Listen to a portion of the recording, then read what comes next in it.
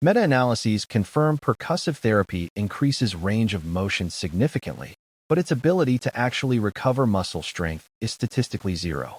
Marketing suggests percussive devices break down scar tissue and flush toxins. We reviewed the 2021 systematic review by Garcia-Sillero to see if the $400 price tag matches the physiological reality. Let's look at the data regarding range of motion, ROM.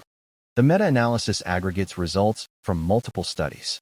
The data confirms a significant effect size, SMD, for percussion, meaning it genuinely improves flexibility. This acute increase in flexibility is comparable to static stretching, but without the performance loss. However, this effect is temporary, lasting less than 30 minutes. It is a neurological trick, not a structural change. This brings us to the mechanism, vibration analgesia. The device doesn't break up adhesions.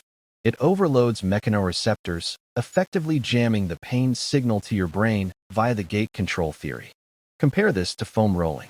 Conrad's 2020 review found both modalities improve ROM similarly. The difference? Percussion is passive and expensive.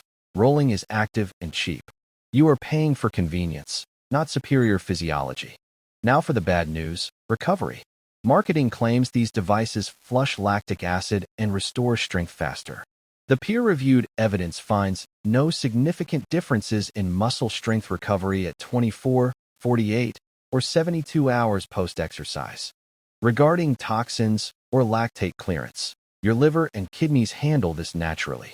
Increased blood flow from percussion is superficial, mostly skin level, and insufficient to significantly accelerate metabolic waste removal. So why use it? It lowers perceived pain, DOMS. While it doesn't repair the muscle tissue faster, it makes the recovery process feel less miserable.